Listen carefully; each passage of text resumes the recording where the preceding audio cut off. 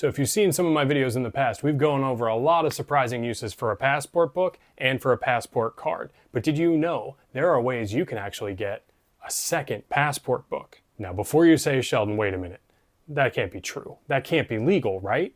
Well, let's get one thing straight. The U.S. Department of State is very clear. One person, one passport. However, there are some very, very specific legal ways that you can end up with a second passport. This isn't some sketchy extra legal trick. We're not doing anything behind the government's back here. This is a government-endorsed legal process for people who have some high-stakes travel problems who are in need of a solution that only a second passport can solve. For those who qualify, getting a second passport usually has to be an absolute necessity. I'm Sheldon with U.S. Passport Service Guide, and today we're going to go over exactly why you might need a second passport, the steps you need to take to get it, the reasons why you might be denied a second passport, and all the steps you would need to take if you do qualify. So why would anybody need two U.S. passports? The State Department isn't just going to give you one, so you need to be able to provide that valid reason and go through the appropriate steps. Here are the main ones that people use that lead to success.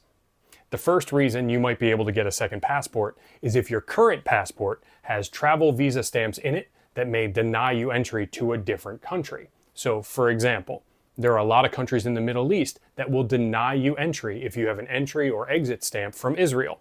So, to get around that, people can apply to get a second passport that they just use for countries that have these types of rules and laws.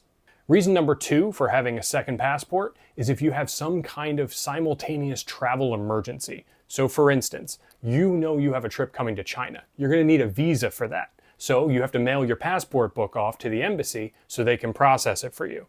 But while your passport book is gone, it may turn out that you have urgent travel somewhere else, say Germany. Well, you're going to need a passport book for that, but this one is already tied up. That's where the second passport book comes in.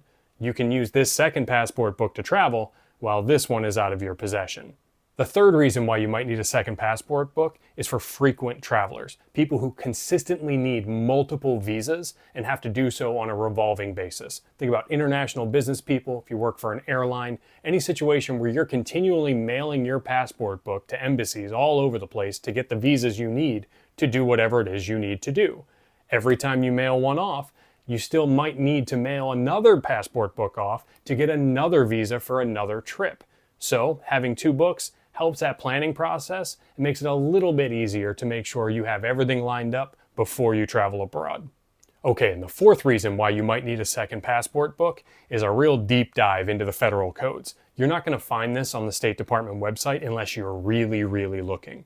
Let's say your passport is fully or slightly damaged, but inside that passport is a valid 10-year visa to a place like China. You spent a lot of time and a lot of money securing that visa. You probably need it for work or residency or some other fully valid reason.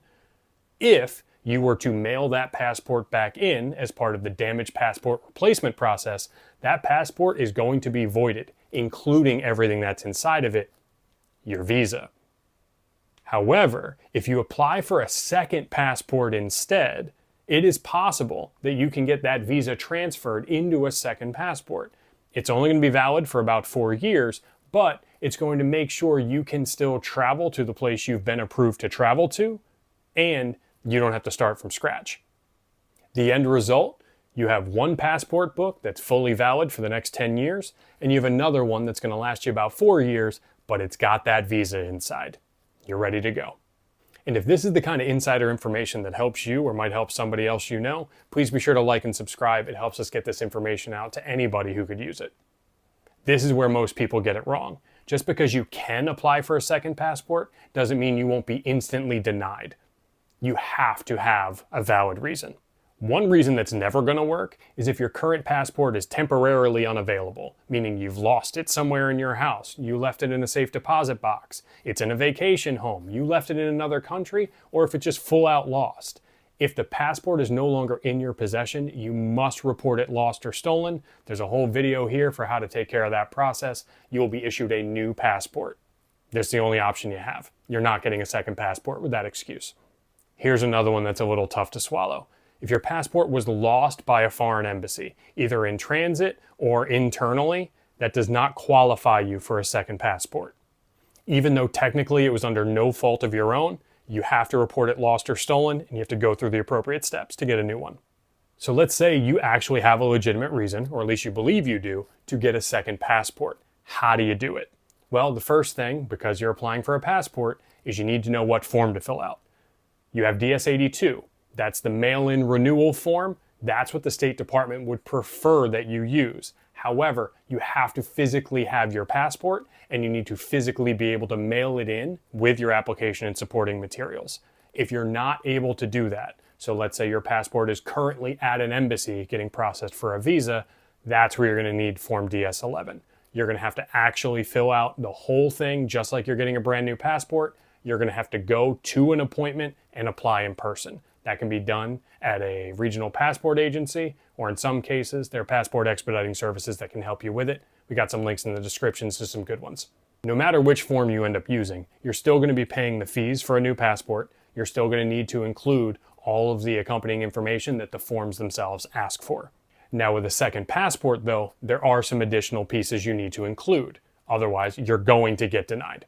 The first thing is your primary passport. If you have it, you need to make sure you're either bringing it with you to that appointment or you're mailing it with Form DS-82. When the whole process is done, you'll end up with that passport back and hopefully with your new second passport as well. Now, one of the things you absolutely have to include when you apply for a second passport is a formal request letter. This outlines why you believe you need that second passport in the first place. It is guaranteed that your application will be denied without this letter. So this is a signed written statement on a completely separate piece of paper than your application, and you're going to provide any evidence or reasons you have for why that second passport is necessary. Things like a travel itinerary, information from your employer, or any information that would justify why you might have multiple passports getting tied up in embassy and visa processing. A crucial part of this letter is you need to include a statement attesting that you are going to be fully responsible for both passports. And if anything happens to one or the other or both, you will immediately report them lost or stolen.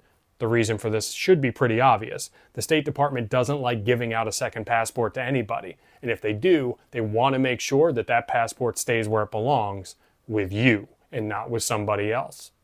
And again, in addition to that signed letter, any external documents you can provide that make your case, include them. It's only going to up your odds that that second passport is going to be coming your way. So once you have your letter and your evidence, you're going to partner that with your application, some fresh passport photos, all the fees, and you're going to be on your way either to your appointment or bundling it all up and mailing it off with Form DS-82 to the address marked on the form. If you're in a hurry for an upcoming trip, this might be a perfect opportunity to reach out to a passport expediting service. They are experts in some of these high stakes, more complicated travel document issues, and they can help guide you through the process and shepherd your documents along the way. One final thing to remember, and I know I already mentioned this, the new passport you get, that second passport, is only going to be valid for a maximum of 4 years. In some cases, it's only issued for 2. It really just comes down to your reasoning, and they will make that determination at the State Department on your behalf. You don't really get to pick or choose how long it's going to last. So that's the secret. A second passport is the ultimate travel hack for serious international travelers. But what if you actually don't need a second passport book? Is there another way you can get a comparable identifying document that could help travelers both abroad and here at home? There is. Check out our video here on the surprising uses of a passport card and see what you find out. As always, if you have any questions, comments, or suggestions for things you want me to talk about in the future, drop them in the comments below. But until then, good luck with that second passport and safe travels.